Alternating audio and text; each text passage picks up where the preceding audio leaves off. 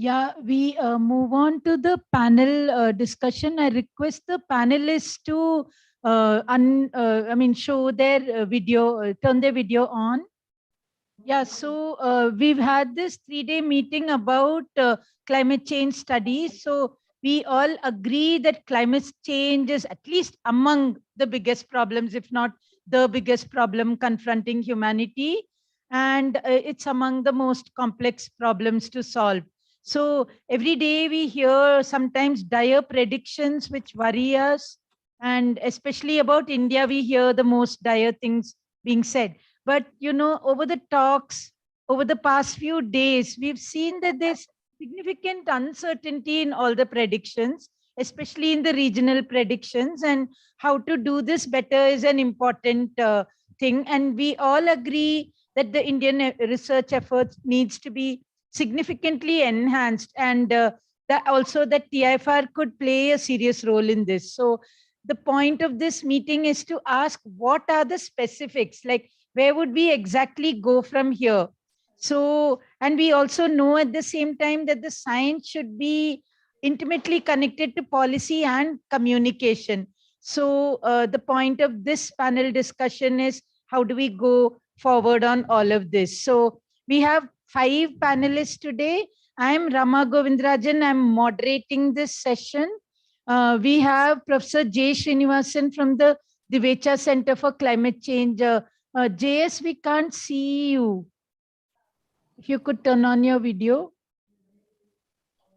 And we have Dr. Navroz Dubash from the Center for Policy Research. We have met these 2 people in talks before. The only panelist we haven't met before is Dr. Deepti Ganapathy from IIM Bangalore. Among her research interests is climate change communication. She's recently authored a book on media and climate change. So we look forward to her comments. We have Professor R. Krishnan from IITM Pune. And we have Professor R. Saravanan from the Texas A&M University. So these 5 people are our panel. So the way we thought we'd organize this panel discussion is the following. Each speaker will be given 5 minutes to make some opening remarks. So to keep things on track, we'll have a bell which will ring after 5 minutes. So Jose will be switching on your clock when you start speaking, and there'll be a bell ringing. We won't ask you to stop, but please wind up soon after the bell. And except Deepti, who will get 10 minutes because he hasn't spoken till now.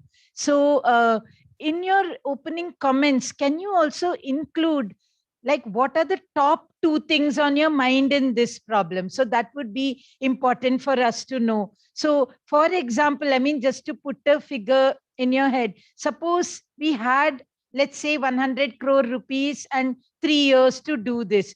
What could or should we solve, and what would we like to solve?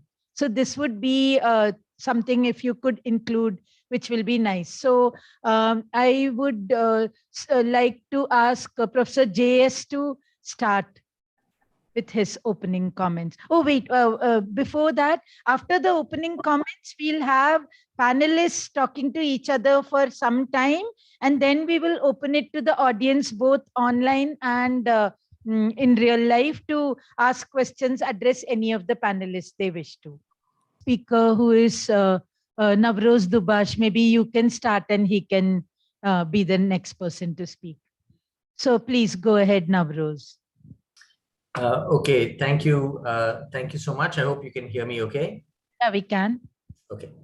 I confess I have not very much to add from what I had said during the talk. So perhaps Professor Ganapathy can take even more of my time.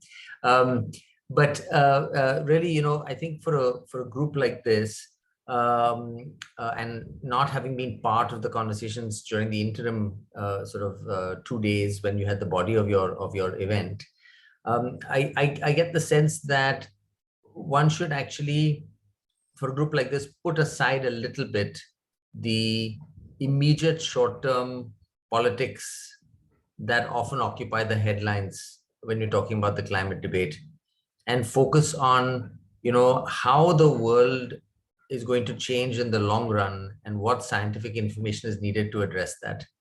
And I think that that really means thinking fundamentally through the kinds of information one needs. And I'm putting aside now, where your core competence is and so on, just looking at the needs, looking at the fundamental information one needs around how many productive activities are going to change in various sectors, natural resource-based sectors such as agriculture. What does this mean for forestry in coastal areas and fisheries? So various areas of livelihoods that are really important. We need to understand these things better. Now, it may well be that your comparative advantage is more looking at what we can understand of the basic science behind this and translating that into trying to figure out how one gleans from that information that then is at a fine enough scale of resolution to inform discussions around particular sectors and particular livelihood-based sort of dimensions. So, I think that fundamental science that informs how India will make decisions about feeding its population, creating jobs for its population, developing new industries, and so on and so forth. Those are, I think, the questions. Because we're not thinking about climate change right now as something that will affect mainstream considerations. We're thinking about climate change as an environmental problem in the popular discourse, and it's not really an environmental problem. It's a filter that will sort of be interposed between across all kinds of major decisions. So I would actually put the emphasis much more on that side. How does India build a more resilient society based on an understanding on the kinds of changes we are likely to see? That's a very high level observation, but without having the benefit of your conversations and hearing the others, let me start with that. I'll just make one more quick point, and I know my time is limited. If you look at I think we will undoubtedly have a conversation about whether India should get into developing its own IIM, in getting involved in sort of domestic energy and climate models and so on and so forth. And I think if we do that, certainly on the energy and climate model, then thinking better about how to internalize economic considerations like job creation and so on, but perhaps more speaking to the competence of this group, thinking about how to internalize the damage side, internalize damage functions, so you're not having separate conversations about the costs of mitigation without looking at the effective benefits in the form of avoided damages. I think we don't have enough information. We have a lot of people thinking about what it'll cost so many trillions to move to renewable energy and so on and so forth, but we don't have enough information on the avoided damages and therefore the benefits. And the reason for that is obvious. The costs will accrue directly to us. The benefits will be diffused, will not accrue directly to us, but will require global collective action, which is why people don't tend to think about the benefits. But really, we should, because if those benefits accrue to us, then our objective should be not just thinking about how India mitigates, but how India acts as part of the global community to push others to do more. And what is that how does India contribute to that virtuous global cycle? And for that, we need to understand what the possible benefits are of mitigation to the extent they will apply to us. And also, as the IPCC Working Group 2 report said, there are limits to adaptation. Beyond a point, you can't adapt, or the costs of adaptation will be prohibitive. So those are the two sort of big overarching points that I'll make, and I only apologize if they don't mesh nicely with the conversations that you all have had in the last couple of days. But I'm happy to come back later when I get more of a flavor of what else has been talked about. Thanks. No, they do mesh, and it's important. So thanks for that. Okay, so meanwhile, we'll go on with the next speaker, who is Deepti Ganapathy. Deepti, please go ahead. Thank you, Rama, and wonderful 3-day workshop, and so relevant, with the IPCC report just released. Just let me know if you can hear me well. We can. Thank you. Yeah, so just imagine a scenario where there is a journalist or a set of media persons who have come to cover this 3-day workshop. And they are going to be going back and filing their reports. And they are going to be talking about the different scientific terminology that they have listened to during the last 3 days. They will probably have a few one-to-one interactions with the scholars and scientists here. But beyond that, how do they enable their readers to understand that climate change is for real and it's going to impact you and me, right? So while I was doing my research and while I was trying to see these linkages between what is the science, how is it being reported, and through this reporting, how do policy instruments get created, and how do they have an impact, therefore, on the field? There was a huge disconnect between these three aspects. And so that's why I think it becomes very, very relevant to make climate communication more accessible. And when I say accessible, make the contents of whatever is being researched or published relevant to politicians, relevant to journalists, relevant to climate activists, or even artists who are spreading information about the impacts of climate change through music, through films, through books. This provides a very balanced and informed analysis of the country's environmental governance, and that can help us focus on managing the impacts of development while we stare at a biodiversity crisis. And this needs to be done with a much needed positive tone. And the positive tone, I reiterate this because for long we have considered it as a doomsday narrative. And so what happens when there's a doomsday narrative is that in the communication process, you cannot bring about the intended change or that behavioral change that you want someone to adopt, whether it is a business house, whether it is a community, whether it is the people who need to follow a certain policy directive. There is not much that can be done if there's a doomsday narrative. So how can this be done? And how can this conundrum that the media faces, because it is actually mediating between the policymakers, the environmentalists, as they unravel the multidimensional and complex nature of climate change in India.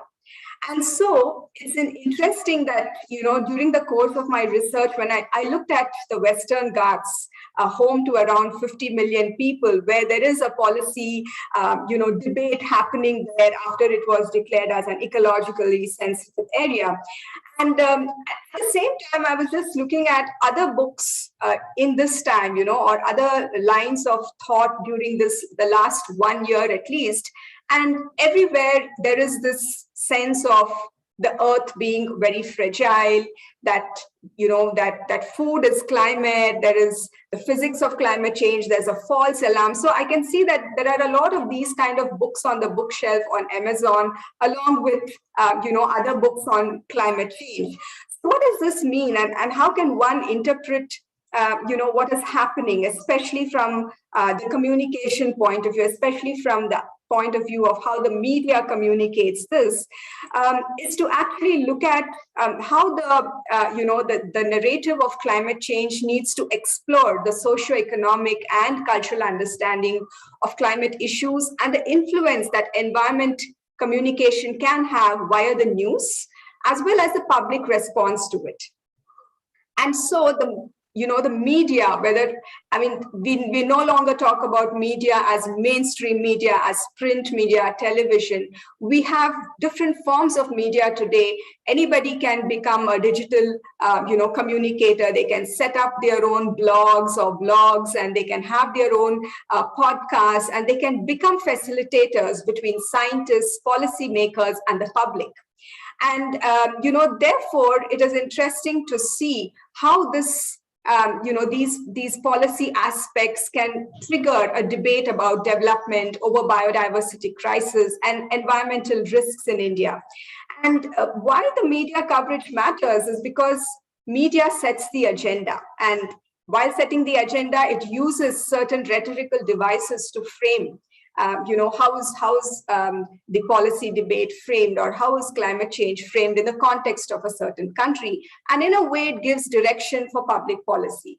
For long, we have looked at the image of a isolated melting ice shelf in the Arctic, and we've looked at a polar bear standing there looking very, very sad, and we've always had that image in our mind that climate change is happening at a very distant corner of the world, and it's happening to a species that is already extinct, so it's not going to affect you and me. But today there is an increasing focus on how it has come very close home, and how we can be the next who are going to be facing that kind of a challenge. And therefore I think it becomes even more critical for scientists, for policymakers, for communicators to work in tandem, to work together in order to bring about that change on the field level. And how can that change happen? When the process of communication becomes very clear, the outcomes are desired to bring about an action, and that action is change, which what we're talking about in the parlance of climate action. And that calls for a behavioral change where one can then adopt a way of being, a way of, we call it, we are bringing in new terminologies. Like, for instance, I teach at a business school where we think it's critical for our students and for the future leaders of India to understand the consequences of not running businesses that have not complied with sustainable practices. But beyond, mere compliance, beyond mere achieving those sustainable development goals, how can we help the public at large to internalize this entire consequence that they're going to be facing, and to help them change these practices one step at a time by changing the thought process, by changing the way in which they behave, and ultimately can adopt something. So this is where I think, I'd like to make my contribution to the panel, and then, as Professor Navroz said, we can pitch in whenever the other questions come up. So I'd like to leave, the conversation with these opening remarks. Thank you for that. Yeah, thank you very much for this opportunity. And actually, from the email from Professor Sandip Trivedi, the question was how India can be better prepared in time for the next COP meeting, especially by way of our scientific efforts. This was the question. So when we say COP, actually there are two things. One is this from the science angle. This is the way I am thinking. The other is policy and more at a higher level. So first, let me give my views from a scientific perspective, how we can do better for the next time, at least. So one thing that comes out very clearly, at least in the IPCC AR6 working group 1 compared to the AR5 report, is that our attribution of regional changes has improved to climate influence. I think there is a much better focus. So the way the CMIP-6 experiments were designed and the analysis was carried out, and also the scientific publications that came out. So the regional assessment, both the attribution and the future projection is very, very strong. Even the extremes is very strong in the AR6. Also, when we talk about regional monsoon precipitation changes or water cycle changes, there is a very strong regional focus. That is a plus point. This was because of the CMIP protocols that were partly, this comes because of the CMIP-6 protocols that were designed, and all the modeling groups did the similar type of experiments. And that was one of the benefits which we are seeing. Now, when we come to the regional scales, what is the effect on the impact? What is the impact on regional scale? And also, what are the risks? What are the vulnerabilities? What are the mitigation? We don't have that much of a clarity. Still, the uncertainties are much, much larger compared to the physical climate system itself, where we understand better. So one of the things that we could do is we should also develop good standard protocols for assessing the regional impacts and also the regional mitigation. Just like we have for the working group one is mostly on the physical climate system, where the protocols are well defined. Similar very robust protocols, experimental protocols must be defined even for the regional scale attribution and impact assessments and mitigation. This is the mitigation analysis. So this is one of the things. That way we will be able to understand what are the uncertainties in, for example, floods or urban flooding. How do we estimate that? How do we evaluate this? So, or changes in the hydrology of the crop. What are the agricultural impacts? So for these impact assessment, we should develop standard protocols similar to what is there for the physical climate system. And the second thing is one thing from my experience, I found that there could be more involvement of coordinating lead authors from India. For example, when I see from China, the numbers are many more in the IPCC. So perhaps we could have, only we had one CLA in the working group one. We should have many more coordinating lead authors from India, representing from India. This will really help. And also we had one chapter scientist, because as a CLA, I could have one chapter scientist engaged from our own center in the water cycle chapter. But we should have many more from India, because in this process, we get to learn a lot. And typically when we see the Chinese delegation, every chapter virtually has one or two chapter scientists. So the designing of the figures, how the figures are developed in the IPCC reports, that people learn. And in fact, some of the monsoon figures that have come out has been produced by my colleague Sabin. And he was greatly benefited, and it also benefits the larger community. So more active involvement of the Indian scientific community and also Indian community in general is very, very important in the IPCC process, and also in the modeling process like the CMIP 6. So this is my first point from the scientific angle. And from the policy angle, I think I'm not an expert. What we are projected is India has committed to about 450 gigawatts of power renewable energy by 2030. And right now we are producing something like 150 gigawatts of renewable energy. This is latest as per November 2021. So if we can improve this, enhance the renewable energy significantly in the coming years, that will be a positive step for the next COP. This is from a policy. This is my point. Yeah. Thank you so much. Yeah, thank you very much. Okay. Yeah, I'm just continuing on what Dr. Krishnan mentioned. To me, yes, it will be good to have a lot more Indian lead authors and CLAs, but that decision is highly political. I don't think it can be done easily. It requires a lot of homework by the government to make sure that more number of Indian scientists are nominated and selected to the post. So that's something which is not easy to do from our side. Maybe you have to coordinate with Ministry of Environment, Forest and Climate Change to find out what happens, because they do nominate names for all chapters.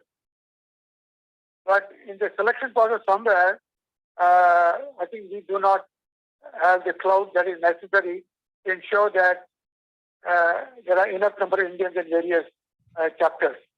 So one has to understand how that works and get into that. But I can tell you there's a much more fundamental problem in India. I remember that from the first IPCC report up till I think the fourth or fifth, the Indian government did not take climate change seriously. They thought it's a problem of the developed world. They have to find a solution, and we don't have to do much. So I think that has changed now, but still, the government only are saying this problem is primarily a developed world problem, which they have to find ways to, I think. But now I think this is realized that India has to play an active role and also demonstrate the seriousness to mitigate climate change. So that change has to occur. And one of the things I remember in the first PRPC report is that when the government of India was asked to give the feedback on the report, they didn't give much. It has improved now. In the last 2 years, there is a feedback, but there was no detailed discussion on the draft reports and feedback. And so maybe the feeling in IPC was that India was not interested. So India has to engage itself more seriously at the higher level to be able to get their scientists incorporated in the as LAs and CLAs. So to me, that's an issue. The second thing is I thought that this meeting was called primarily to find out what ICTS can do. Is that not the main purpose of the meeting? Am I right? Yes, yes. What TIFR can do in general and ICTS. Yeah. So to me, having gone through all the talks in this workshop, and there were some very good ones, it's quite clear that ICTS has a lot of expertise in complex systems. And Earth is a complex system. So they should be able to bring their knowledge and skill to look at some of these problems. And especially in the area of nonlinear system, based on the talk given by Arvind Sheshadri, people in ICTS should have some idea of what is going on in this field regarding climate change, and they should be able to see whether they can bring their expertise to work on some problem and provide new insights about the nonlinear phenomena in climate change. Okay, that's one thing I think I clearly can see a lot of new work that can be done. The second one is what was discussed today, which is related to AI and machine learning. With a large amount of data coming in, both in observation and from models, it is good to be able to examine this using these modern tools. And here also, I believe there is expertise within ICTS to look into some of these issues and see what insight they can bring into interpretation of data from observation, proxy data, as well as model output. That's, I think, another important input that they can give. And lastly, I think there is a need for more interaction among various institutes in the country, informal interaction, so that we as a group can go to Ministry of Environment for the climate change to give an input. Right now, the way these discussions about FPC are conducted, it doesn't involve many institutions. So we must find some mechanism by which all the institutions interested in climate change can get together and discuss among ourselves, and then go to the ministry and tell them, this is what you can contribute. So I think that part, we have to be proactive, because the ministry goes through each procedure to identify scientists to get a feedback. But I think it's important for us to be proactive and say that these are the institutions who may be able to contribute to a discussion on climate change. Thank you. Yeah, thank you. Professor Saravanan. Hello. So I'm a climate modeler, and for many years, like 30 years, all I did was to write computer programs and write papers, and I thought, well, I'll just publish the results, and the information will propagate in the right direction and reach the right people, and people will make the right decisions. And it's probably true in many areas of science that works fine, but I realized in climate that's not quite the case, and there's a lot of loss in translation as the information propagates. So let me give you a few examples. I've studied abrupt transitions. I've worked on the collapse of the thermohaline circulation. The people who work on the collapse of glaciers. But the word collapse means many things. A geologist, if he sees something collapsing in 1,000 years, changing in 1,000 years, they'll call it a collapse, because they think of million-year timescales. by the time it gets to the media, it gets to be that the glacier is going to collapse or the Greenland ice sheet is going to melt in 10 years, which are physically impossible. But usually the original scientific statement is accurate, but some adjectives and qualifiers get dropped by the time it gets published. And the problem is that once it's published, the journalists can't refute it because they don't have the expertise to refute it. It has to go back to the scientists to refute it. And so scientists can't completely avoid the media. And many scientists in the US are getting active in just refuting exaggeration in both ends. With people who exaggerate, there's doomsday, and people who exaggerate saying there's nothing to worry about.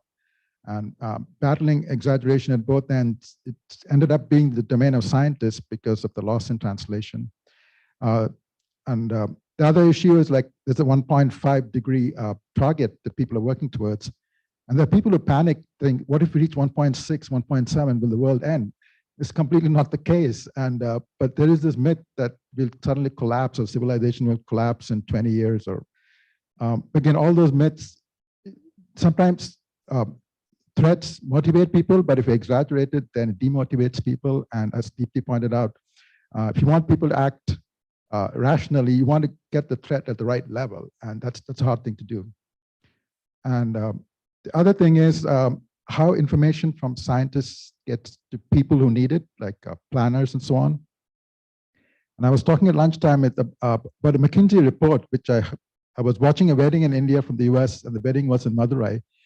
And the pastor talked about God, and then he talked about the McKinsey report and what climate change is going to do India in the same sermon, okay? He was putting McKinsey report on par with God. But then he said, you're going to get heat waves that you've never seen before, and India and Pakistan, you can't live outside in 2050. And so I went back and Googled the McKinsey report, and it was based on scientific models, but it was based on a particular scenario called RCP 8.5, which is the high-end scenario. And it based on a particular interpretation of that. And that was considered business usual at some point. But if you look at the latest IPCC report, it's a weaker scenario called RCP 4.5 that is considered more likely. But there's still, but all this information gets lost. 4.5 or 8.5 doesn't mean anything to the normal person. And so people need to know that there's a range of outcomes, and which outcome you focus on depends on the risk. And if for certain risks, you might want to look at the worst case scenario, but for certain risks, it's probably too expensive to do that. You might want to look at a mid-range. And if you lose that information and focus on one particular scenario, you make the non-optimal decision, which could be expensive. So there's a lot of information transfer. Dr. Dubash talked about it, and it's often missing how to get the information to the people who need it, and it's an infrastructure to do it in a reliable way, keeping all the options open and saying how to pick the best option. And sometimes the originator can't pick the best option. The end user has to do that. And they have to get all the options laid out in an accessible manner. So I think it'd be good. Every country faces this problem, and I think it's probably especially a problem in India. And trying to help address that, even though I'm a scientist, trying to help work with other people to help address that is sort of my goal in participating in this. Navroz. Yes, it's not a question, but a comment, I think, in reaction to what Professor Krishnan was saying. And also, I think, in response to the question of IPCC authors, you know, the IPCC, as JS and others know very well, is an extremely strange beast in that it is meant to be scientific, a scientific process, but it also has its credibility rests on reputation for even-handedness and geographic representation and so on. So a lot of times in these chapters, you will have, for example, in my chapter, we have, I think, some 11, 12 authors, but 90% of the work is really done by 4 or 5. And there's a real balance in energy levels, skill, time, reputation, and so on. Not to say that a younger person can't be productive or an inexperienced person can't be productive. They can often be very productive, but the willingness to work, the range of knowledge they bring is very variable. I think over time, it probably is worth trying to sort of broaden Indian participation in the IPCC, but I think that at the core, it's really providing, it's for Indian scientists to be aware of how the IPCC scans information. So you've seen in the last few years, a real concentration of citations, at least in the policy side of the IPCC, which I know better, the Mid-Working Group 3, where there is a subset of authors who kind of know what makes for a very quick and easy citation. If you were doing a comprehensive and systematic survey in a well-published journal, then all you have to do is, as an author, you pick up that survey and you pick out, 2 lines, just 2 summary lines from it. People write their abstracts in such a way that lends themselves to that.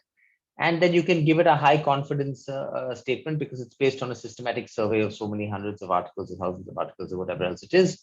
And the findings will be written in such a way that that's possible. So there's almost a game here of how you multiply your citations within the IPCC. Not saying that we should be playing that game because some of it is not very ethical, but we should at least be aware of how authors select and scan articles. And in particular, how we get good information on South Asia and regional effects.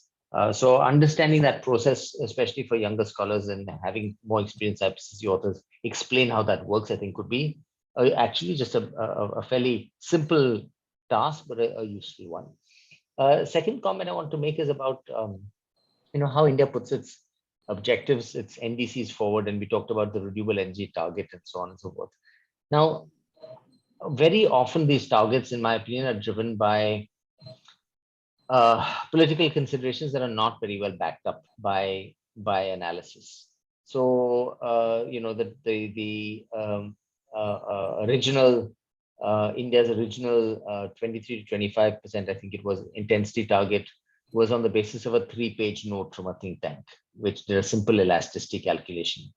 The 500 gigawatt target, the Central Electricity Authority was asked to do a study of it after the target was announced. In fact, the 450 gigawatt target was announced.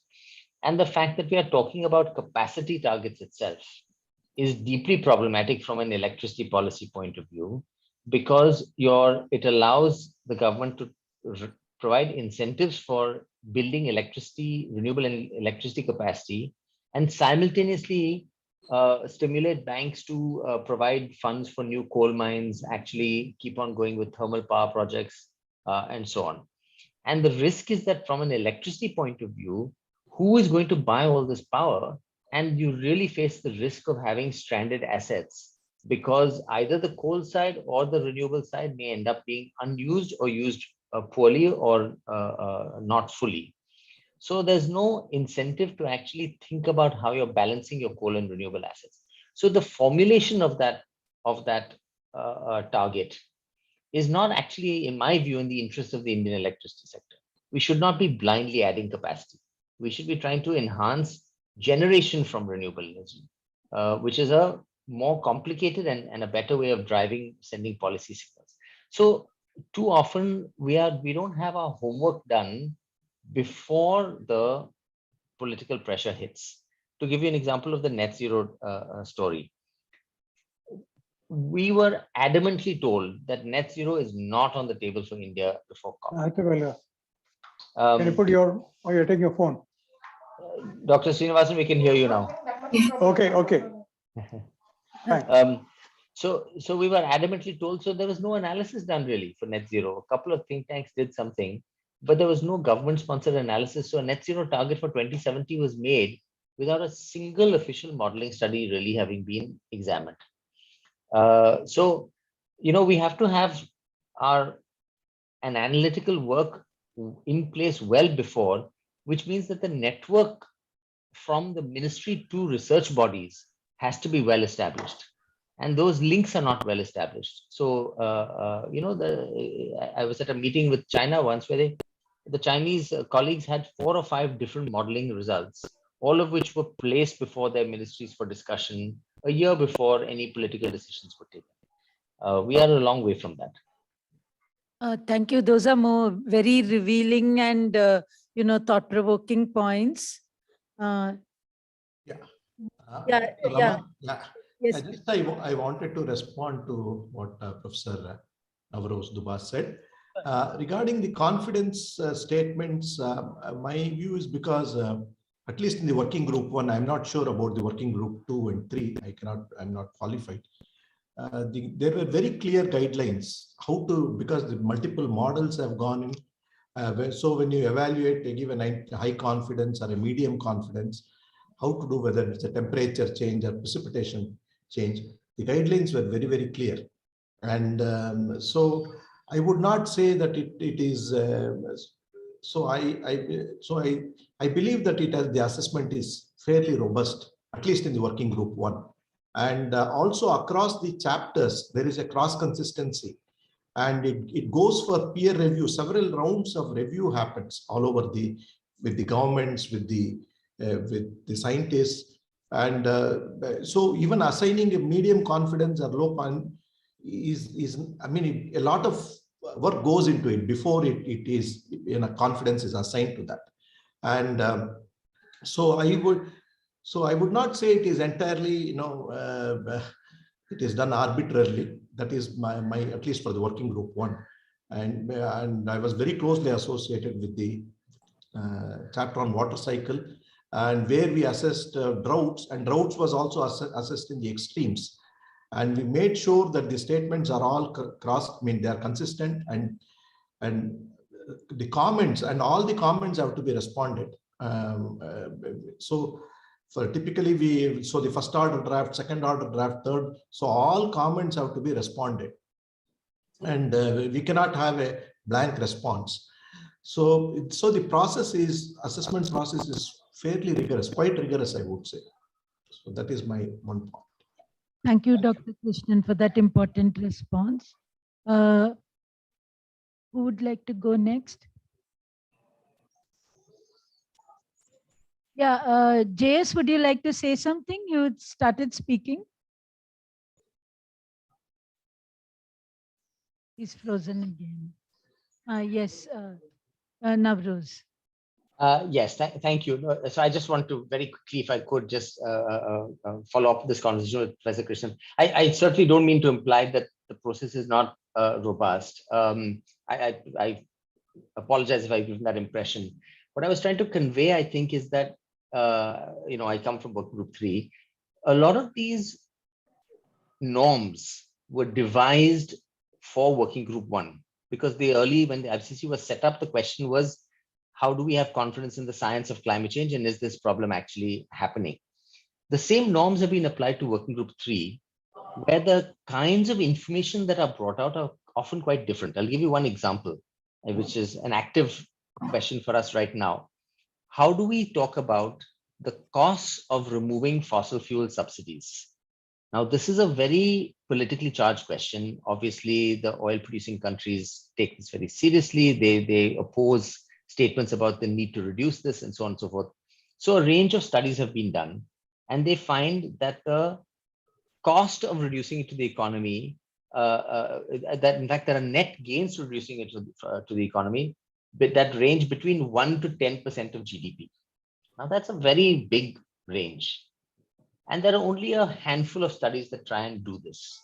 Now, as an author, when you're assessing this, figuring out whether to put that as a low, so it's medium evidence, because there's 5 or 6 studies. It's not 1 or 2, but nor is it 10 or 20. And it's medium agreement because the range is so big. But that is a judgment call. And there's a very big difference between medium agreement and high agreement politically. So we have to make those sorts of judgment calls all the time, is the point I was saying. And people who are savvier about how the thought process works are able to write their papers in such a way that make that judgment easier for the authors ultimately making it. So that was my point, that involvement in the IPCC helps you understand the decision-making process in ways that then shape how people write their abstracts. Yeah, just one point. Yeah, of course, in the approval session, the governments can always, so during the review process, one can always question but how this was arrived to. And so there is an opportunity whenever we are having a doubt or a concern about a particular confidence statement. I think we should, it's our responsibility to mention that, please explain, please clarify this. And also during the approval session, we have to raise this issue, that how this has been, because in working group 1, I remember Saudi Arabia where they were very, very strong on certain confidence statements, even in the working group 1. And so our negotiators also, we have to be very, we cannot give up. So we have to really put forth our point during the approval session. And in fact, they did a good job from India this time in the approval session.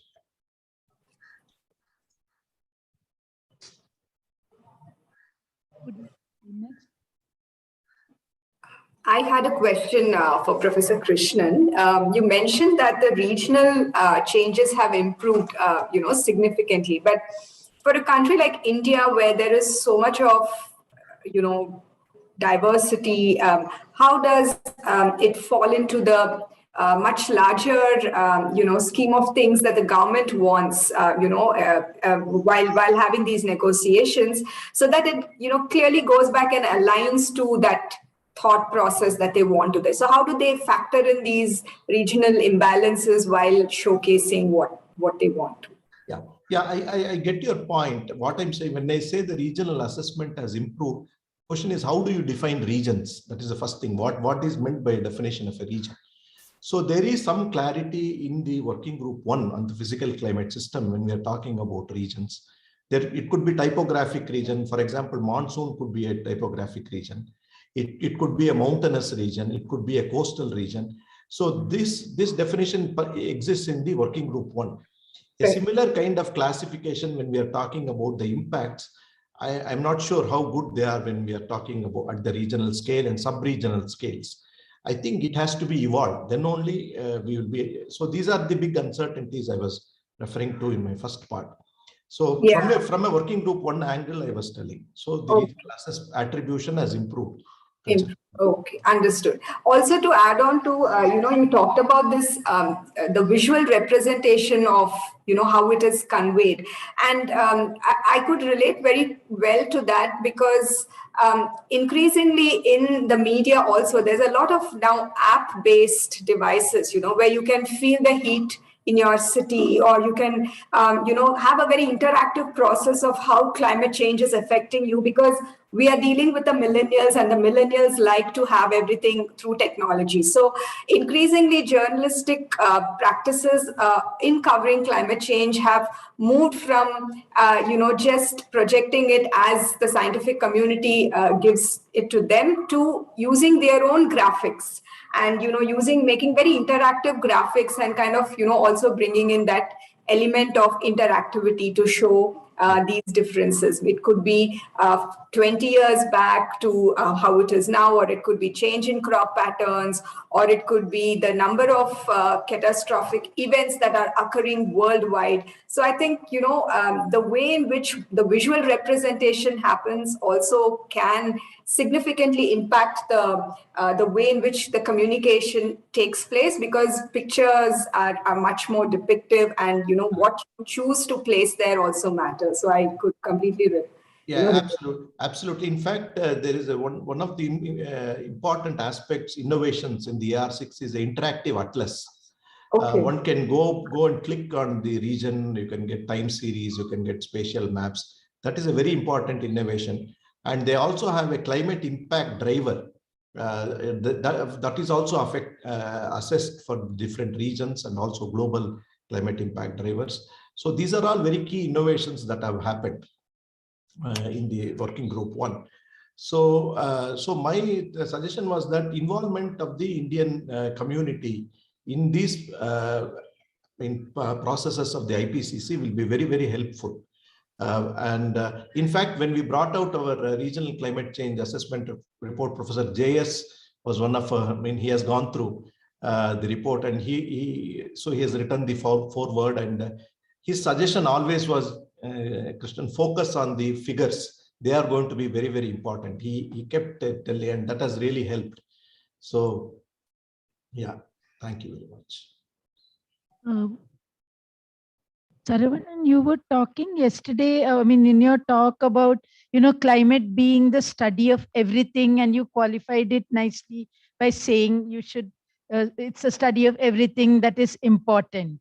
So would you like to comment on it in view of practically the bewildering array of things that we seem to be grappling with over here. Okay. Okay. I don't fully understand that, but I'll try to address that. I'm asking, what can we leave out? Okay. Okay. As a modeler, one of the things that is when people first started modeling climate, they were focused on the global mean temperatures. Okay. And the goal was mitigation. You don't want the temperature to exceed 1.5 or 2 or something. And modelers worked hard to get that number right. But I think we passed the stage that we can get, the latest AR6 report narrowed the range as much as more than any other previous report. The climate sensitivity was narrowed. I don't think we're going to do any better than that for global mean temperature. And mitigation policy is often driven by global temperatures, trying to in a safe threshold.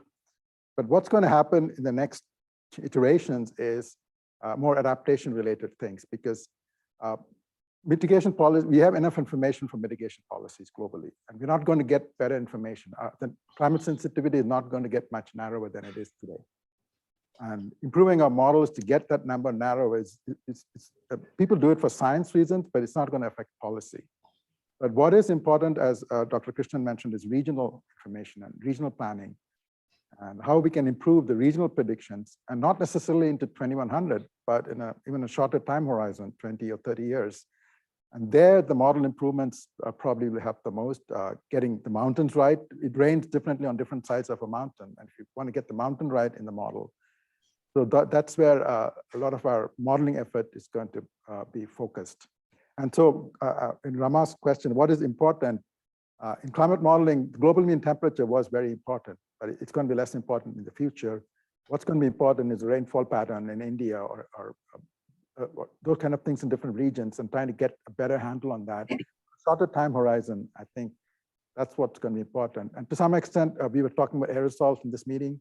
Aerosols make regional impacts, and how aerosols may affect Indian predictions of rainfall and pollution. Pollution is a big issue in India, both climate change and just daily life. And those things, regional impact of pollution, which will be in the same model as a climate model. To study that, I think that's where we're headed. So I want to change tack slightly, and following up on, and I think Dr. Dubash's comment that people need information. I'm a scientist, and one of the things the problem is that some of the things that need to be done involve work that can't be published. I mean, making it easy for people to access information. This scientists face this all the time. If you write an op-ed, it doesn't actually count towards tenure, for example. Or if you're helping people process regional climate information, it's not publishable. But scientists need to be involved in it. How do you reward scientists for that? That's because if you take scientists out of that, then it doesn't work so well. But the powers that be have to have a mechanism where they fund activities which are not traditional science, where it's a 3-year grant, you write papers and you get promoted and you're rewarded that way. But having a mechanism where outreach and developing this app that people can see climate change visually, how is that rewarded? So that's a challenge for the funding infrastructure. Thank you. So JS, I had a question for you, if you can hear me. There are no immediate things the panelists would like to say to each other. Maybe we can open the floor to the audience. Yeah, I would first like to ask Rajesh to say something about the TIFR or ICTS perspective, if you can. TIFR, I think we should have people who are looking at it broader say something. From ICTS's point of view, I wanted to say one thing which will actually lead to a question to the panel, which is, I mean, we are an institute which has capabilities in the theoretical, mathematical sciences, complex systems, as Professor Srinivasan mentioned. And we definitely would be wanting to make an impact through those areas to the science of climate change. Also have a very active outreach program, and we hope to be able to. I think now I believe now that my mic is working. I can hear you. Yeah, please continue. So we have an active outreach program in which we would try to, of course, also help in the science communication of climate change, and also finally through programs like these, which I think we are very committed to following up on, and bringing together not only the from community of scientists, policymakers, and so on, but also around the world. We are happy to facilitate that process in whatever way we can.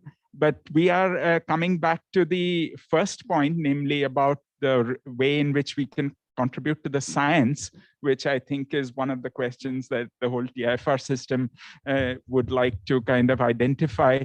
So I would like to ask the panelists, are there glaring holes in the Indian system in as far as the science goes, which are not being adequately addressed? I mean, I'm a complete outsider, but I was told, for instance, and I think there has been some discussion, that assessment of hazards at a regional level of climate change, but let's say, I'm just throwing it out as an outsider, let's say in the Kaveri Delta, how will, in the next 50 years, how will the rice production get affected? Or maybe in Uttarakhand, or in the Western, or what are the chances of Bombay being flooded, experiencing catastrophic floods in the next 50 years? So are there things like that which are sort of fairly local, but of importance? I think people mentioned about impact assessment, and but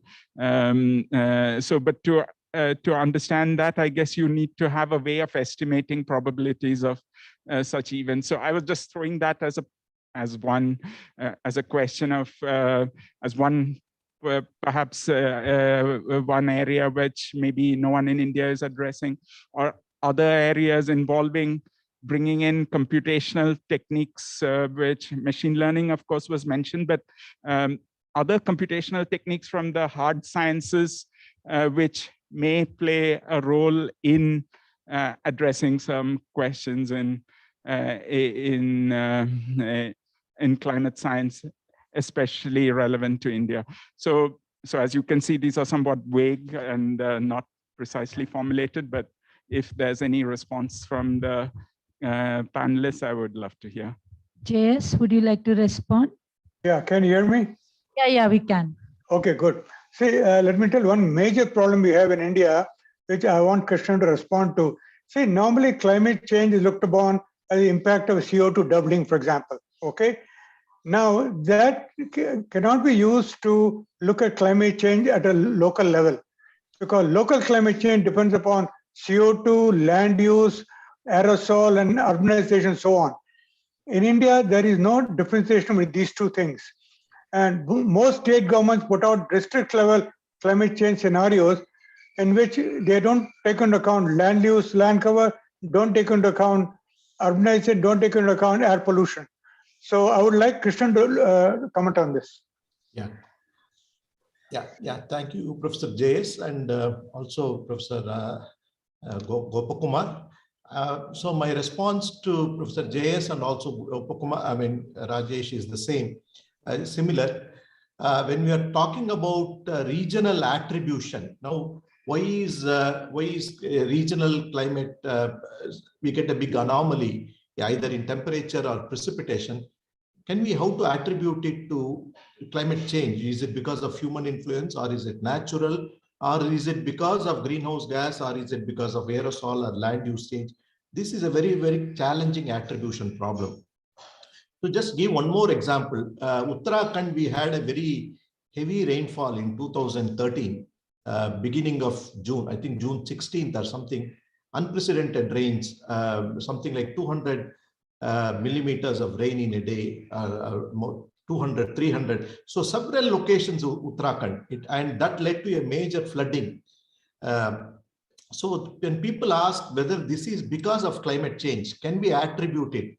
It is not a straightforward problem, because at the same time, we had a low pressure system going from the Bay of Bengal, and there was a very deep trough mid-latitude coming right from the extratropic. This pattern, there was in fact a blocking pattern in the atmosphere, and this trough was persistent. So the interaction of this mid-latitude and this mid-latitude trough and the monsoon low pressure system, there was a lot of moisture being supplied into that region, and it was flaring up this convection. And there are several studies. Now the question is, if we want to do an attribution to human, so this is called an event attribution, a specific event where you want to attribute. Probably climate change has played an effect, but how do we do? We don't. The state of the art still has challenges in doing those kind of events, and especially if you want to simulate something like 20 centimeters, 50 centimeters of rain in a day, I think the models are still not there. And and also the question is in the future whether it can happen because of the rate at which the moisture is increasing with rise in temperature. Potentially it is possible, but we need to still the capability to improve the models and predict and do the regional detection and attribution. We are still far away, and that is one area which we really need to focus and that is going to be key for even future projections of extremes. Maybe for the temperature extremes we are kind of better off, but precipitation extremes are going to be very, very challenging. That's an open topic of research. If I can just quickly ask a follow-up to that. So what kind of skills are needed for making those assessments? Yeah, the skill is because this particular example which I gave, it depends on the flow, the type of atmospheric synoptic situation that existed at that time. So how do you isolate the effects of this atmospheric dynamics versus the effect of the climate change, and how to do the attribution, how to separate the signal, how do we bring out the signal and separate it from the noise? So that is the internal variability in this case. That is the real challenge. And of course, models have to improve, and we need to do large number of ensembles. It cannot be, the number of realizations that will be needed is more. And the models are just not, for example, if I want to simulate 50 centimeters of rain over a location, the models are just not capable. Maybe with the use of new techniques like the AI/ML, probably, and with more data being available, I see some prospect there. We may be able to improve our extremes. And also increasing the resolution may help to some extent. So, but a lot of understanding is needed still. That is what I would say. Thank you. Krishnan, can I add something? Yes, surely, Professor Jay. Yeah. So one thing, there is a paper published on the Uttarakhand event. You remember that, right?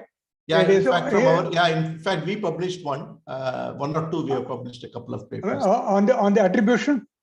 Not on the attribution. Not on the attribution. Yeah. There is one paper on attribution of Uttarakhand claiming that one can show that it occurred, I think, 7 times more than because of climate change. So the point is that you are right. You have to do a lot of ensemble runs to get that result, and that can only be done at IITM. No other institution can do that kind of ensemble run where you have to do many runs to demonstrate, right, the impact of doubling CO2, for example. But my concern is, if we want to really do regional attribution, where is the data on land use, land cover change? Where is the data on local air pollution to put in the model?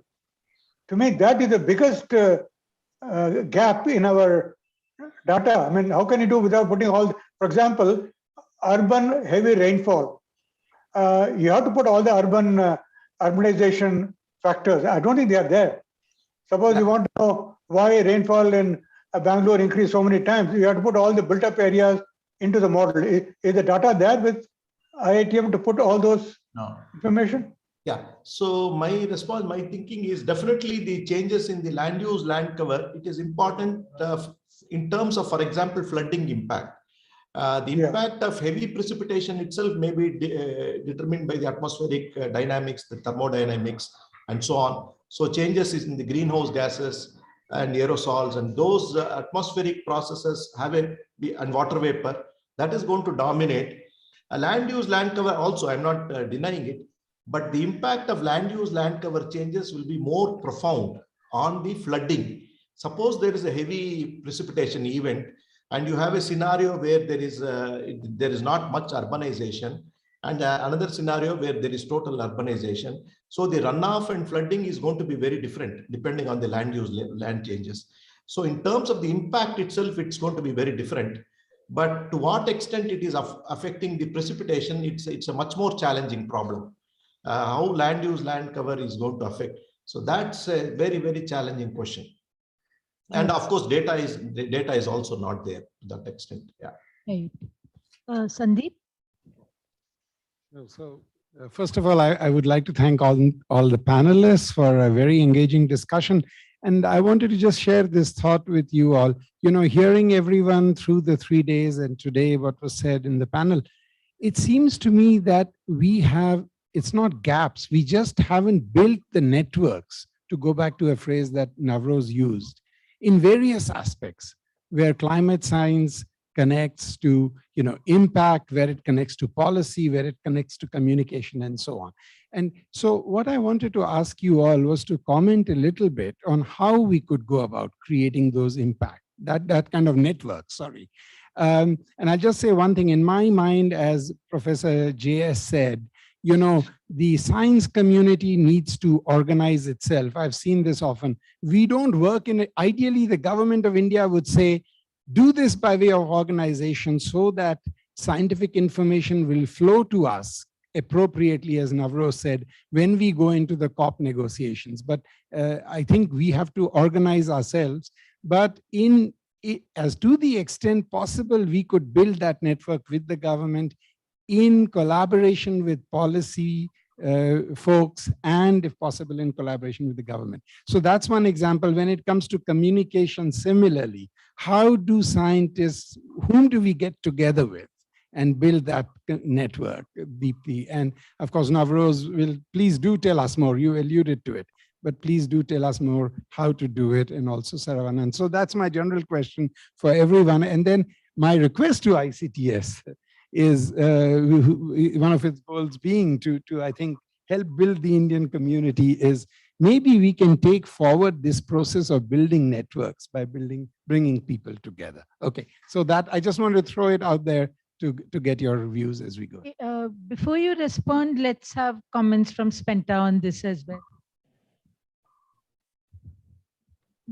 Hi, thanks everybody. It seems to me, as I think Sandip also mentioned, that there is a triad here of science and policy and communication. So regarding this issue of bringing people together, I just wanted to, can you hear me, everybody? Can you hear me? So I was just saying that there is this issue which is raised by many people all the time about how to put people together, actually, to be able to do climate science, amongst other things. And Rajesh has pointed out that ICTS certainly is a forum that can be used to do many things about this important problem. There is another initiative which I wanted to talk about, and that is the cluster initiative of the Government of India, which many of you may know. So there is an initiative to set up science and technology clusters in various cities of India. And there is one in Bangalore. And the objective of this cluster-driven framework is to create collaborative ecosystems. And clustering these organizations, which usually don't speak to each other, together into one shared ecosystem. And this is an effective method to leverage pre-existing pockets of strength and benefit from the untapped strengths of collaboration. I was just reading out a slide from some time ago. So this initiative is there. And in Bangalore, one of the themes of this initiative is climate and weather science and monsoon. And Rama is actually involved in a very deep way in this, which brings together 14 institutions in India and approximately 20 principal investigators to come and work on various issues of climate science, including policy, including communication. Rama, may I invite you to actually say a few words about that? So yeah, it's a very ambitious program where we've asked, people to do things like, we've asked to do things like even take ships out to make measurements in the Bay of Bengal, in the Arabian Sea. We've asked for, a small, we're designing, actually IIT Madras is designing this small drone. So as we've seen over the last 2-3 days, like clouds are a very important question mark, right, in climate. And because we don't know enough about clouds, we're not able to, the models are not able to perform well. So one of the things is that you need to make direct measurements inside clouds. And the only real way to do that is through little drones. So IIT Madras is designing one such drone, and we would like to fly it into the cloud. It cannot fly too high, but it can measure low clouds and actually get information which is going to be very useful in cloud microphysics that you've been hearing about. So there's a range of ambitious things like this, where measurements will go hand in hand with simulations, and they'll go hand in hand with theory. So 14 institutions have come together to make this group up. So where it will go in the next few years, how they will talk to each other remains to be seen. But I should also add that there are, private companies who want to make small short-term predictions, who are involved in this. There's also people who want to study river basins like you were talking about. So a very wide-ranging, kind of subject grouping is here. So that is what I'd like to say about this climate group that we're trying to put together.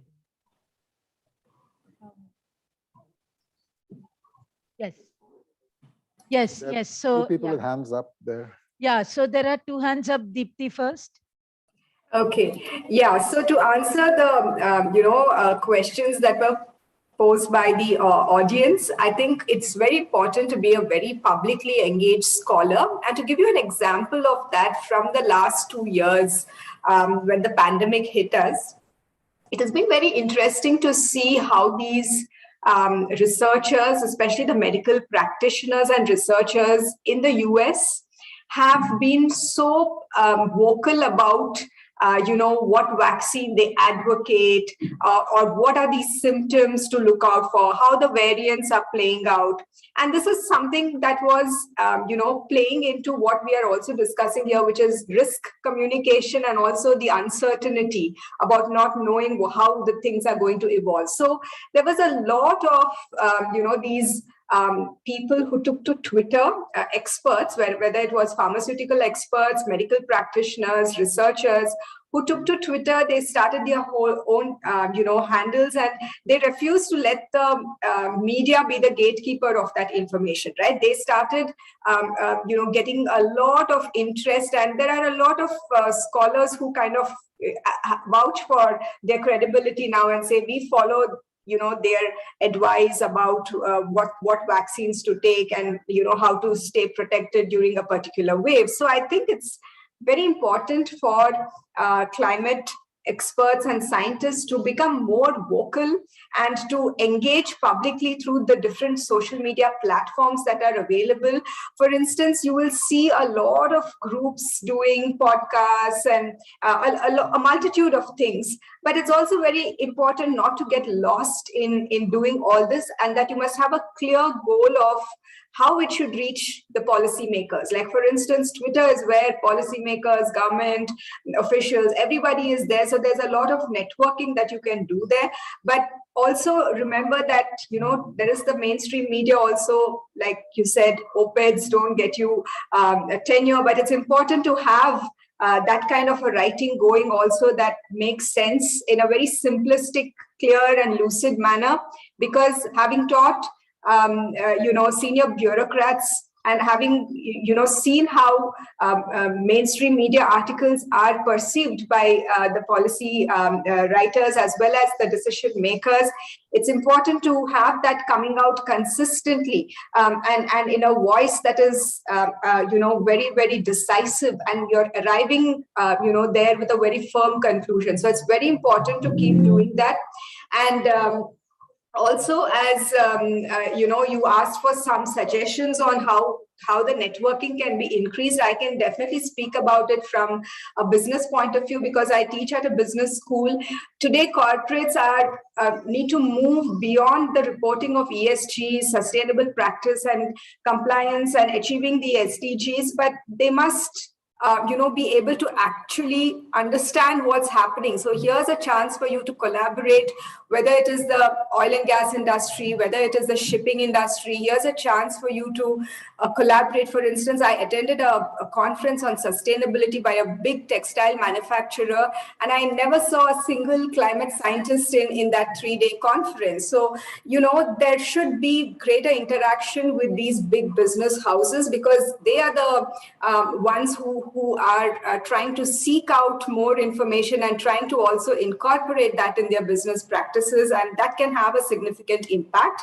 And thirdly, I think you need to, build communities. Like I'm a big advocate of the indigenous wisdom and what communities can, how they can give out wealth of information. So some amount of qualitative, research finding through focus group discussions, through going out there in the field and having one-to-one interactions with these communities can be real indicators of climate change. For instance, when I was doing these focus group discussions in the Western Ghats, speaking to the indigenous communities there, I asked them, how do you perceive climate change? And they said, oh, we watch in the television, in the news, we watch these big cities getting flooded and there's a deluge of water on the road, and that is climate change. So, the way in which they perceive climate change is very different. While it's happening right there in the forest, there are different ways in which they can perceive climate change. But for them, the way in which the media is portraying it, happening just in the capital city of their state, is climate change. So it's important, therefore, to tap into that indigenous wisdom and to, see the linkages. For instance, one big impact of climate change is going to be on health. And we have already, got an inkling of that in the last 2 years. So as extreme climate events occur, we are going to be in for a lot of health problems. And that's going to have an impact on the most vulnerable communities. And also it's going to have tremendous impact on the socio-economic conditions as well. So there are these linkages, and there is this effect that's going to be felt. So it's very important, therefore, to one, become a very publicly engaged scholar. Two, build your own, communication channels, understand what channels work, and how to therefore keep the communication going there. And thirdly, to tap into this indigenous wisdom and have more qualitative kind of inputs coming from the field. And that's really what, I think TIFR can do going forward. Thank you. Navroz? Yes, thank you. Just one quick observation going all the way back to the attribution science, which is that it's very interesting, but the attribution science has opened the door to several cases around the world of direct climate litigation, where people are filing cases on the back of those findings from attribution science. So it's a much straighter than normal line from science to policy, where these are actively being quoted in cases, and judgments are being made substantially on the basis of this in a number of countries. So I just want to sort of flag that. In terms of the questions about networks and so on and so forth from Professor Trivedi, I mean, again, I'm on weak ground. Much of this was already happening. I certainly know, I'm only dimly aware, but I believe it's certainly the case that IITM in particular and is very actively engaged in all sorts of conversations to sort of spread the work that it is doing. So what I'm going to suggest may already be actively happening, and I apologize if that's the case. But it strikes me that, and I agree with Professor Trivedi, if we wait for the government, the government is just overwhelmed, and this is not to impugn their their capabilities or their motives. It's just that the amount of things that a JS handles in the MOEF, for example, is just so vast that it's very hard for them to be proactive. But maybe we should be thinking in terms of organizing scientific conversations and stretching it out in two ways. So the typical way I understand that a lot of these conversations happen is, debates about temperature trends, debate about precipitation trends, and so on, which are the scientific categories. Those then have to be combined in some way to make them salient to policy categories. What is going to happen to agriculture? What is going to happen in coastal areas? What is going to happen in, and maybe that translation is already happening, and I believe to some extent it is. But those will require kind of interdisciplinary conversations among scientists specializing in different areas.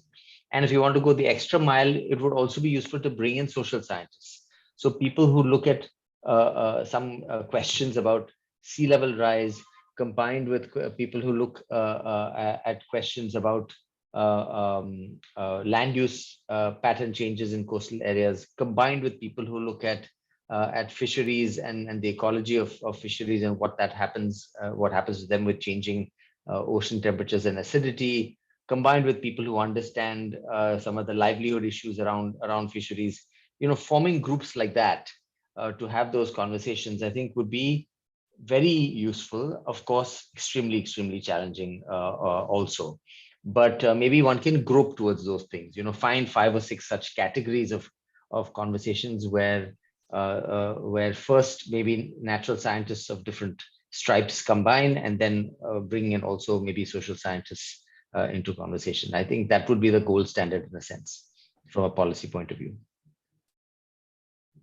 Thank you. Hi, I'm Alok. I work at Google. Hi, Navroz. I think we've seen you before. So a couple of comments on this discussion, and sorry if I haven't attended the whole session throughout the 3 days, but a couple of points. Professor Krishnan and Professor JS, for land use, land change, let's talk. I think we have some models that might be very useful. They're global and at 10 meters and potentially useful. They're still very early, and so much of the work is not published yet, but we are doing early pilots. Around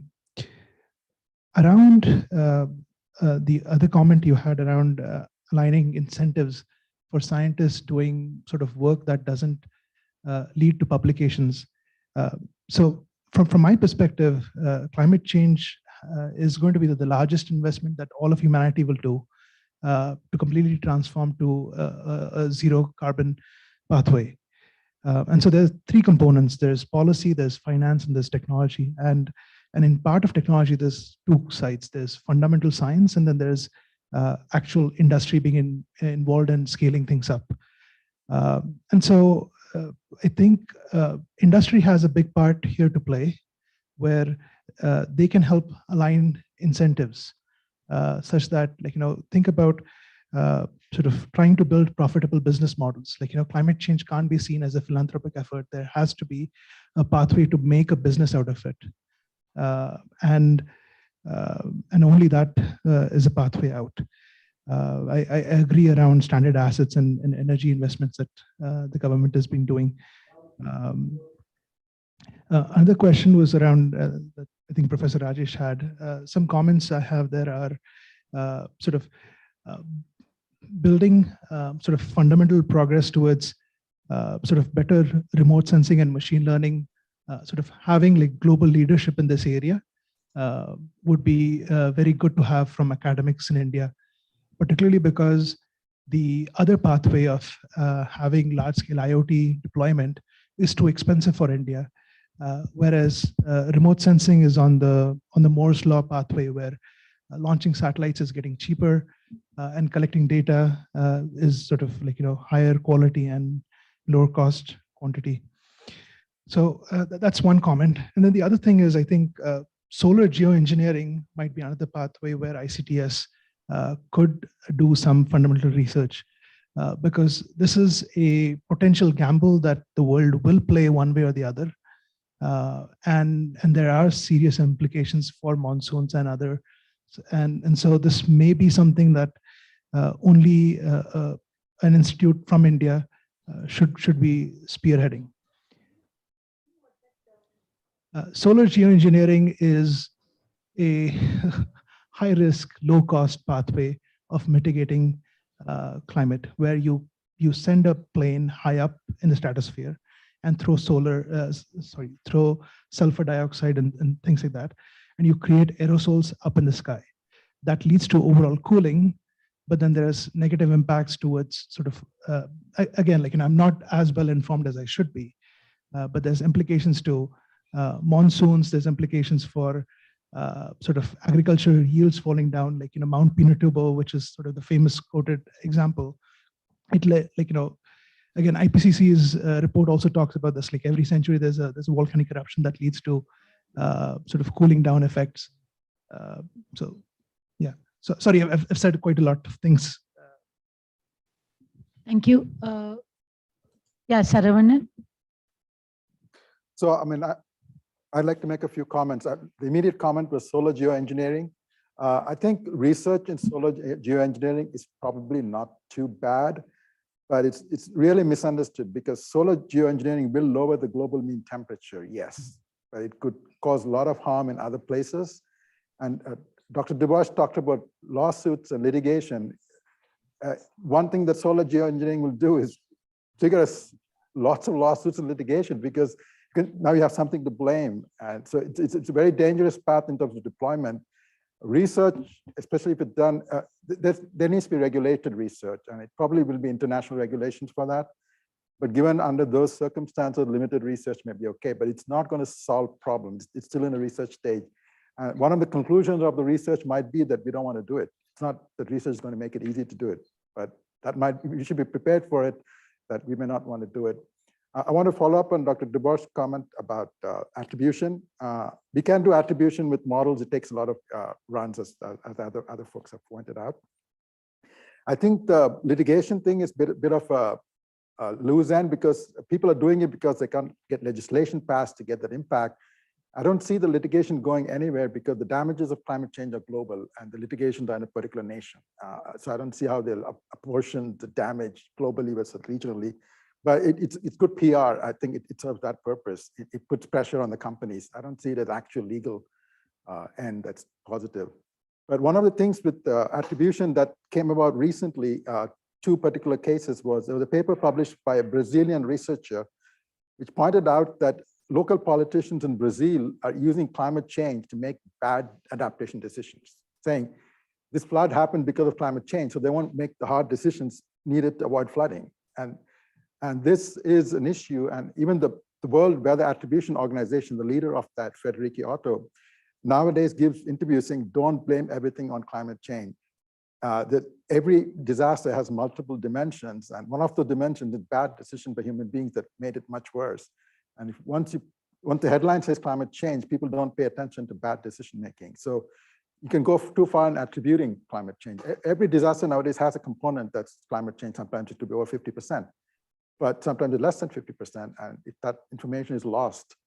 So attribution is, people are tempering that, because sometimes you go overboard and you hide bad management decisions, or politicians hide behind. Final comment was, what can TIFR do? One thing is, as people have mentioned, it can, ICTS brings together meetings, and it can bring together diverse group which almost never meet. I'm not talking about two institutions in Bangalore who don't talk to each other, but two different groups of social scientists or physical scientists or something like that. That's the one.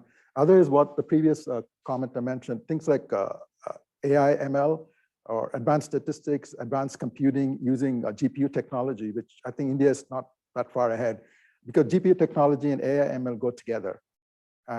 If a center like TIFR could easily take leadership in that area, and the other thing is possible industry partnership, because AI/ML is a hot topic in the industry. They could do things where they pick up that aspect of advanced technology. It could be a strategic decision by India to have an institution of excellence in AI, ML, and computing and advanced statistical techniques. And some of its applications could be climate, some could be other things. So that's a suggestion. Thank you.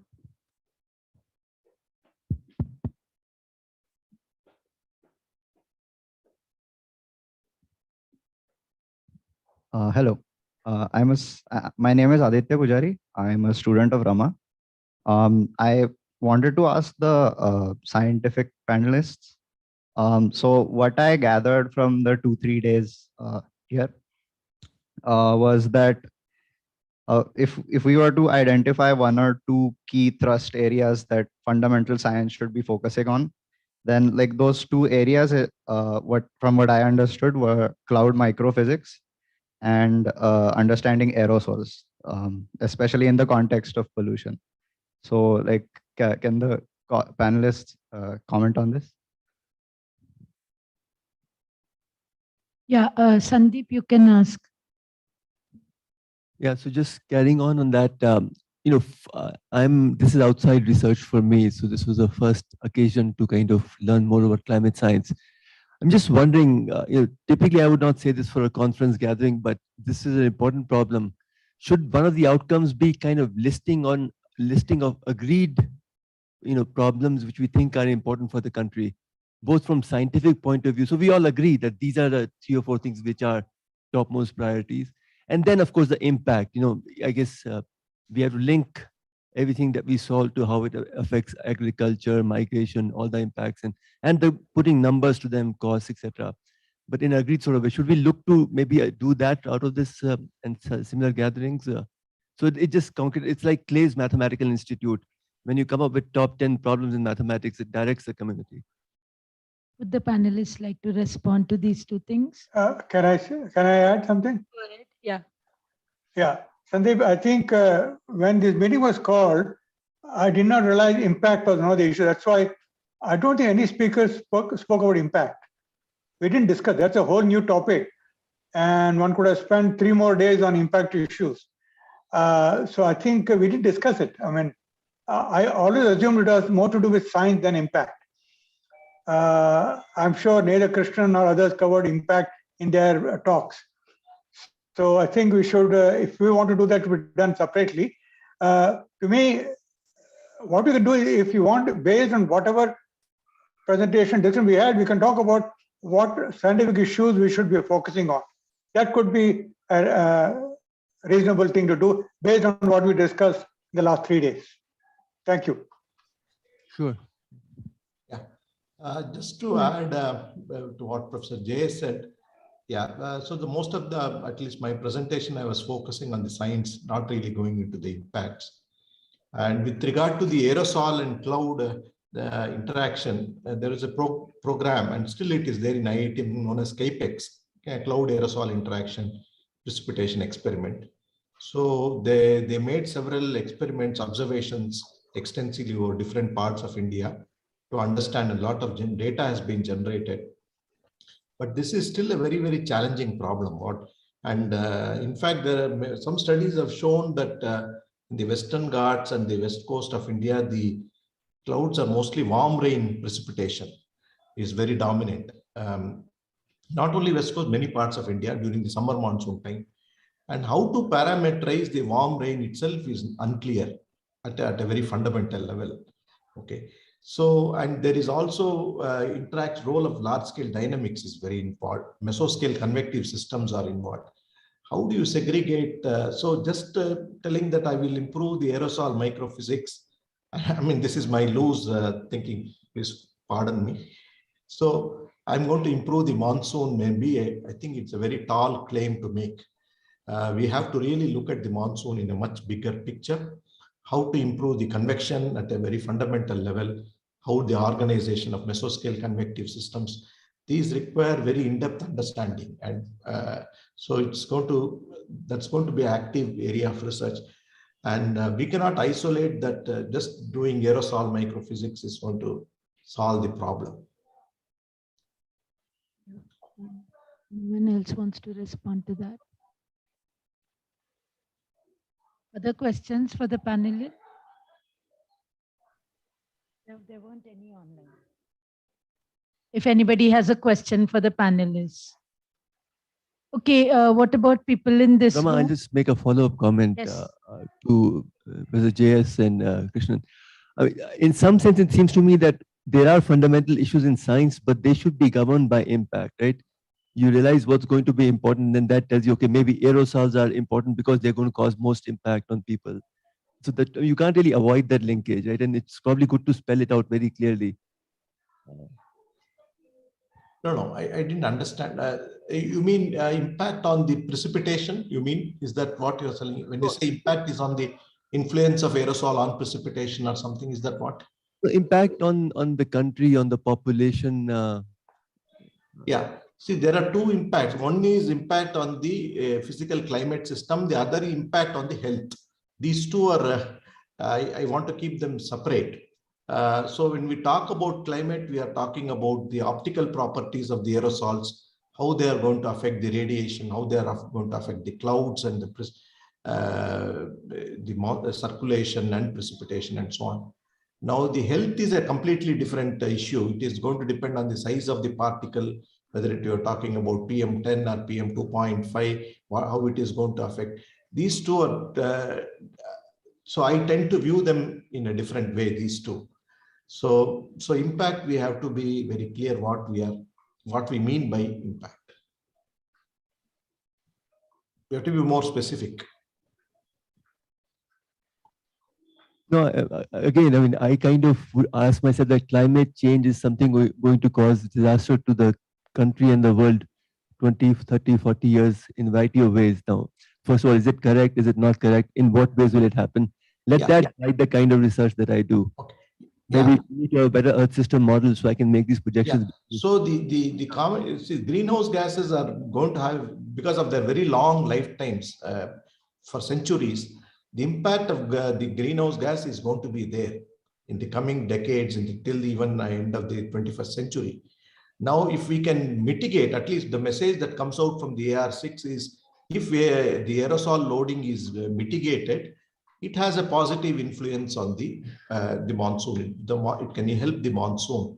So this is one. So in fact, the near term, for the near term projections, that is 2020 to 2040, how the aerosol, what policies the governments are going to take in the Asian countries, it can have an implication on the monsoon precipitation. And also, but having said that, internal variability in the system is also something that is also a source of uncertainty.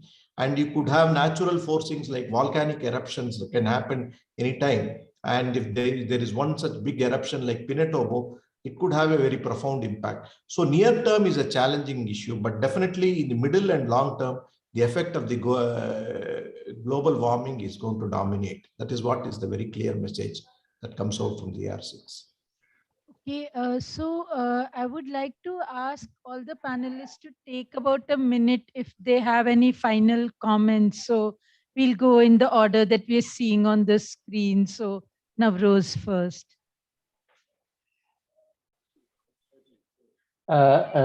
Thank you. I don't have very much by way of wrap up. I understand that the conversation is really focused on the fundamental science that TIFR can contribute.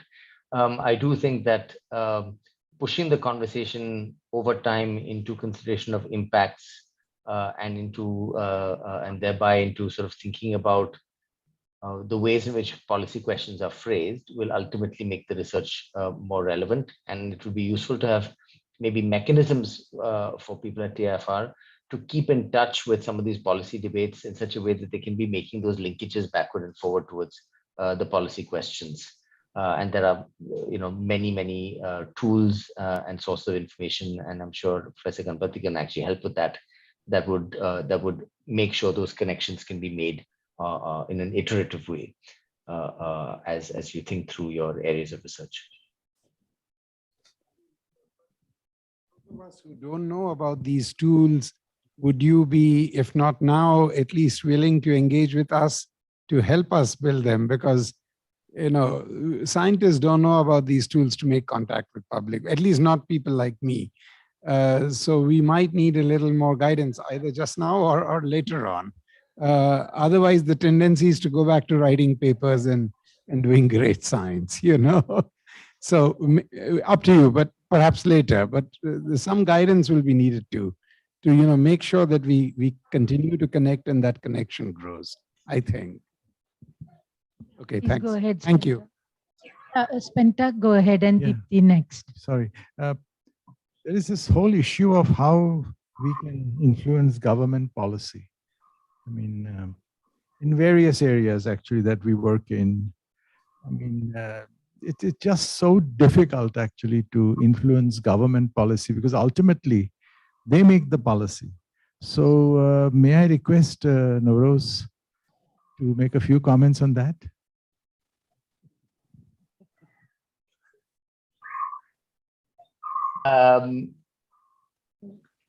Would you like me to try? Well, the other panelists haven't. Well, it can be very short because frankly, I'm not sure that I have any particular alchemy on this. My sense is that the best way seems to be to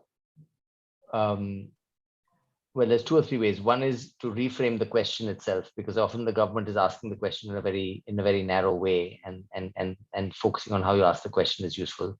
The second is to have a very precise answer ready for when the government finally gets around to asking the question, because at some point they will, and when they do, it will be on a 24 to 38, 48-hour cycle of requiring an answer. So being sort of thinking a little bit ahead is often the way. And then the third, which is the most cumbersome, is sadly, it is all network based. There are no institutional structures of communication. It is, whoever's number the Joint Secretary has on speed dial, which is a very unfortunate way, because all of that disappears when the Joint Secretary gets transferred, which is why a lot of people in Delhi spend an awful lot of time networking. And it's a very inefficient and in a way of doing things, and it doesn't actually build on itself over time, which is why I have strongly been advocating that we have to have some institutional structures that develop memory over time. How do other countries do it? They build institutional structures. Deepti, please go ahead. Okay, so, I just want to draw in from the conversations of my other panelists. And I think going forward, we have to keep in mind that with AI and ML and, our future generation taking a very, very significant interest in this whole situation, right? So when we talk to the youth, 18 to 25-year-olds, there is quite a bit of an awareness already, about the situation that they are going to be facing. I think it's very important for us to know that the young population is also quite keen to pursue, whether it is courses, whether it is parts of studying or seeking roles once they graduate in life, what kind of roles they want to take. I think it's very important for us to have that picture in mind, and therefore start thinking about how are we going to push the next generation towards how are we going to be handing down these knowledge reserves that we have built to the next generation, by giving them a very unbiased view of the situation and letting them take the studies forward through whatever technology they are going to be having in place. I think it's time for us to build that next generation of scientists, policy writers, communication specialists, activists, keeping that in mind, because this whole body of knowledge that we built so far should not be lost in transition. The same communication gaps and problems should not be encountered. And so I think it's time for us to think about this and put, like you said, talked about putting in place institutional structures, but we must either try to, let them understand how things are, or we should also be a little bit open towards accepting how they choose to communicate or what forms of technology they choose to communicate with, and then engage them at a much more deeper level. So I think, drawing from the conversations, I really felt that going forward, this is what we must do. We must hand over our knowledge reserves quickly and at a faster pace to the next generation, so that they can equip themselves quite clearly to take on the challenge that they face. Thank you. Professor Krishnan can go ahead. Yeah, no, I have nothing specific to add. Yeah, I definitely agree. We need to build the next generation of, for example, the climate modelers or the climate scientists, talking from my field, in this field. So we need to build the next generation, a stronger generation, to take this forward. So that is my general, I agree with that proposition. Yeah. Krishnan and Professor JS to comment on one issue which was raised by Dr. Krishnan in his talk, which is, Dr. Krishnan, you mentioned that you thought it would be a good idea to build a community. Yes. Yeah. Yeah. And can you please comment on what that will entail and how we could, what is the thinking on how to go ahead? And also Professor JS could also please. Yeah. So one thing what we proposed in the, what we are thinking is there should be a community model, at least a climate model, just like the CESM from NCAR, which is a community model. If we can build a community model from India, which is an open source, which many people can work on, all the students, researchers, I think that is a great way to study the problem, enhance the scope of the climate modeling itself. And this is what we are thinking in the next few years. Probably there will be open source code. And this is, and people can develop, of course, there will be a kind of master code at IITM, let us say. And other people, they can make their own developments, do the testing, sensitivity experiments and evaluations and so on. So that is one way to foster the development of the climate modeling activity in the country. And even perhaps we have to involve other outside international partners as well in this endeavor. Anticipate as the time scale for it to become open source? We have proposed 2024-25. That's the kind of thing which I showed. It will take us some time. Professor JS? Krishnan, can I ask a clarification? Yeah. This community model, do you want it to be a regional or a global model? It will be a global model. But then won't it be a repetition of what already is done by NCAR for the last 2 decades? Because to me, what is required in India is a regional community model, which is the global model, most people cannot even run. You can run it in IITM, maybe IMT can run it, most people cannot run it. So what would be the advantage of such a model? Yeah, the advantage of that model is if we want to do some very short experiment or a simplified experiment where you don't have to make very long runs. Maybe a very focused experiment to do a sensitivity analysis. If I want to examine the impact of this kind of aerosol on the precipitation, and people want to introduce a new scheme and test it. So various kind of, and this can help in the PhD research of some students. And it will also be a feedback for our own model development. NCAR CESM is definitely there. They have gone far ahead. They started long back.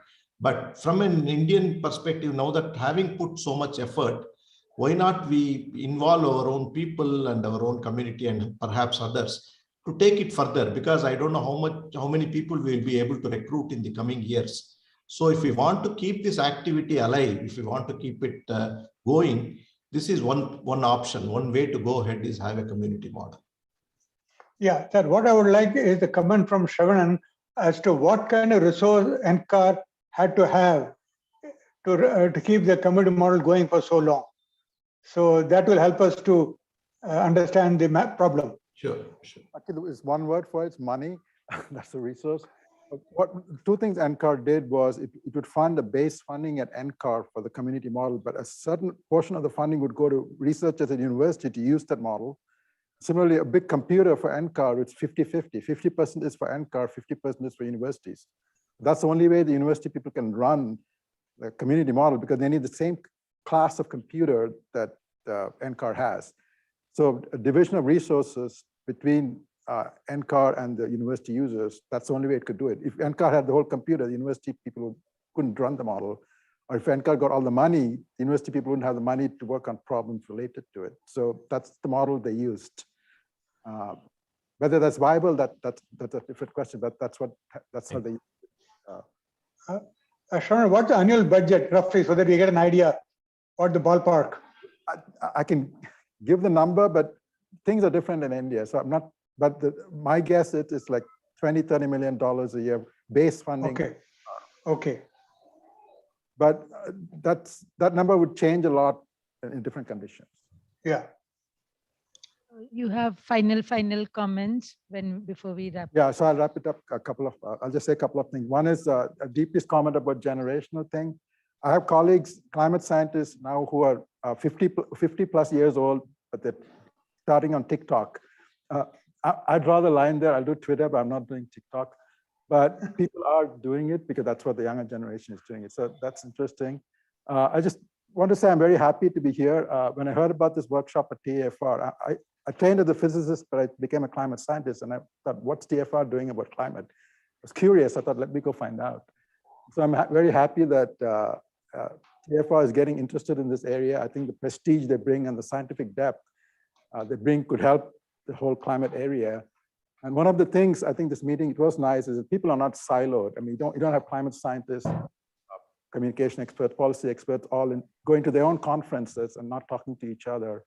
And having more of this interaction, I think is great. It's been very nice getting the different perspectives from different people. Thank you. And we are very glad you came all the way. It was really nice of you. Okay, I think we've reached the end of this session. Thanks so much to all the panelists.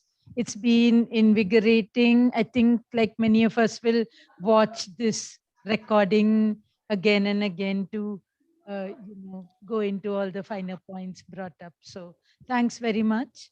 And thank you, Rama and team. Yeah. Thank you, everyone. Thank you. Yeah, thank you all. Thank you.